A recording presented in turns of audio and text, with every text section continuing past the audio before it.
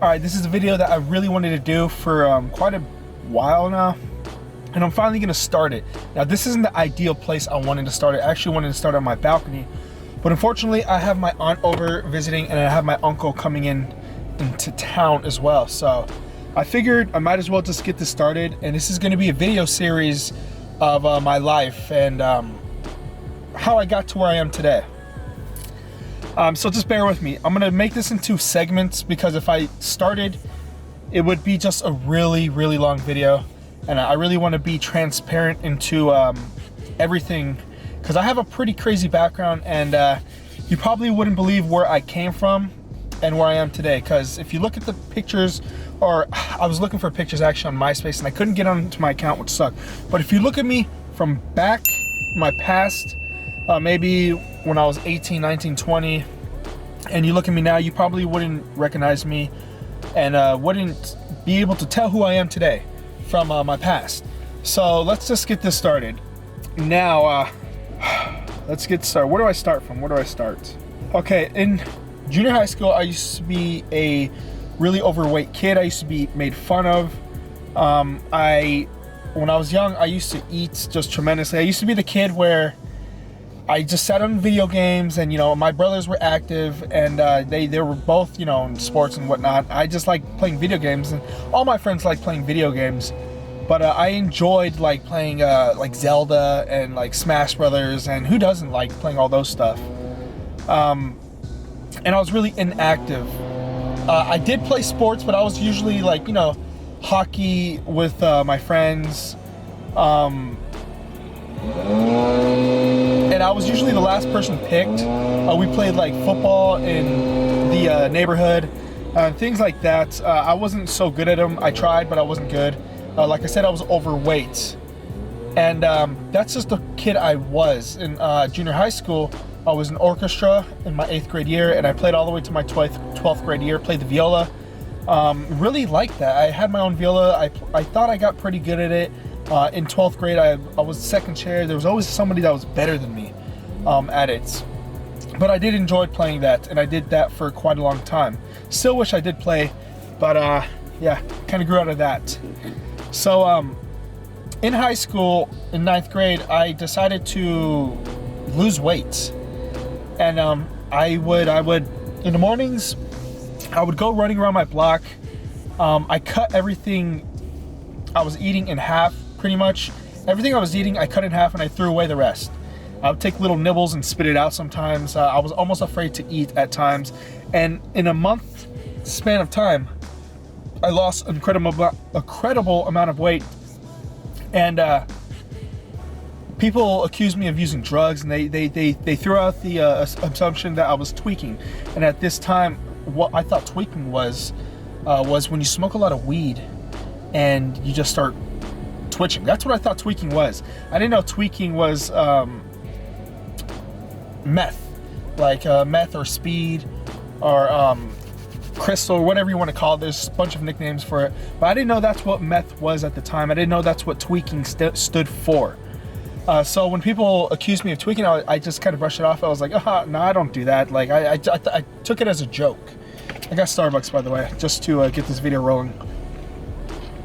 I took it as a joke, and it didn't really mean nothing to me until later on, and I'll get to that probably later on.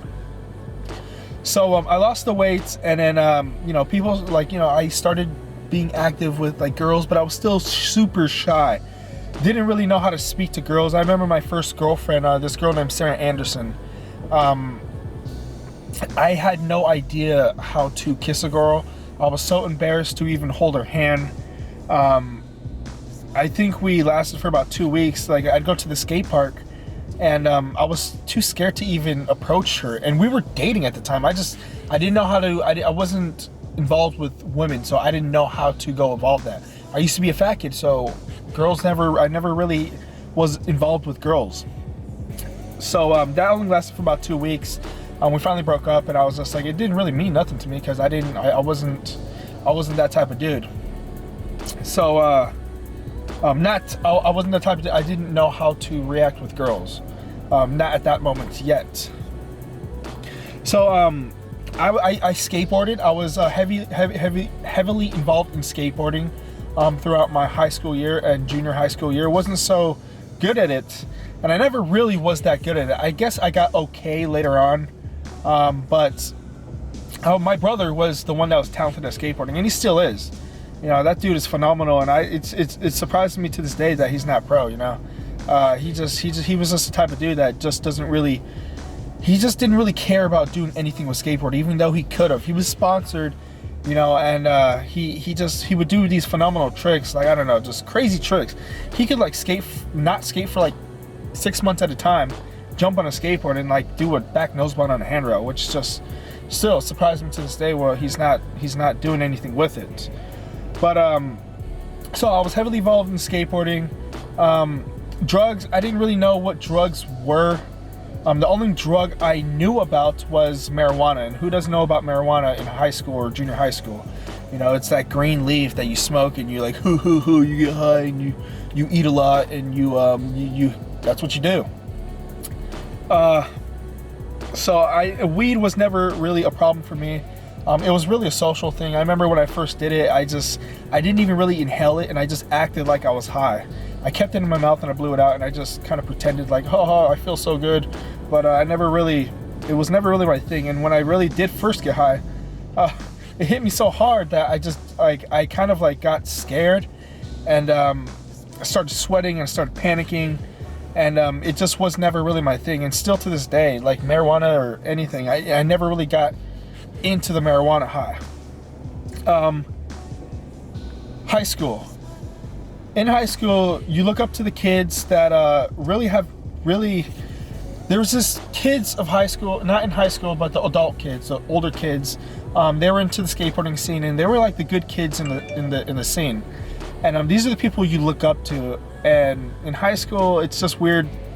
Like me being grown up, and you back then, it's weird how you look up to these kids, and then they're not doing anything with their lives. You know, they smoke cigarettes, they drink, they party, and these are the kids that you want to be and you want to be surrounded by because they're the cool kids.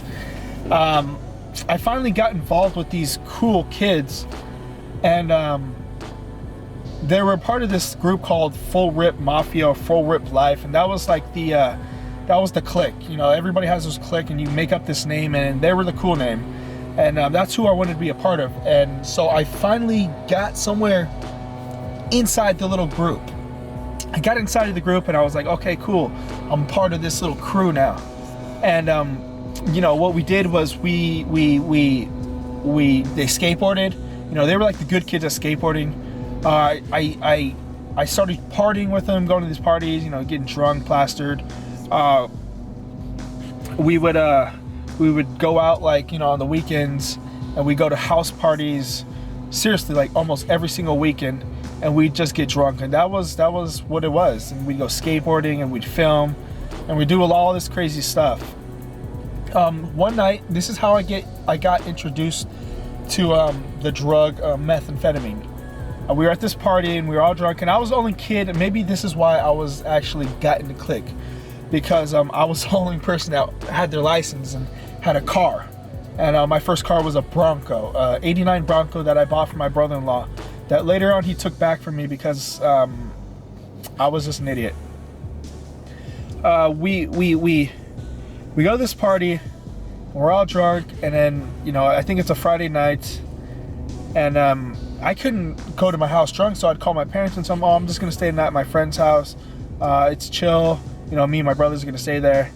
And we go to this party, we get drunk, we end up going to my friend's house, and I'll keep his name, I don't know if he watches my videos, but I'll just keep his name anonymous.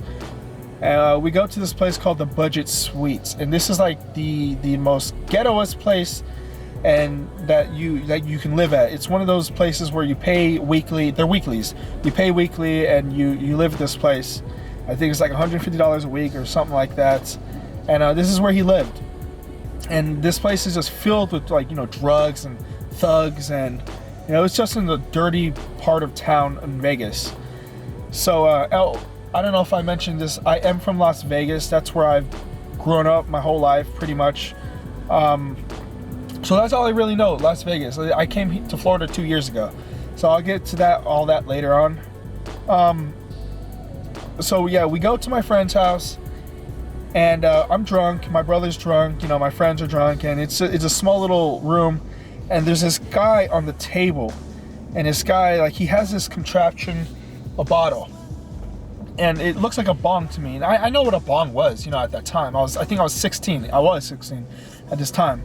I knew what a bong was, and but he had this like little glass pipe at the end of it, and I didn't know what that was, and I thought it was weed for some reason. And what attracted me to this is he hits this bong type thing, and we called it a quag, made for speed. It's a bong made for speed, and we called it a quag.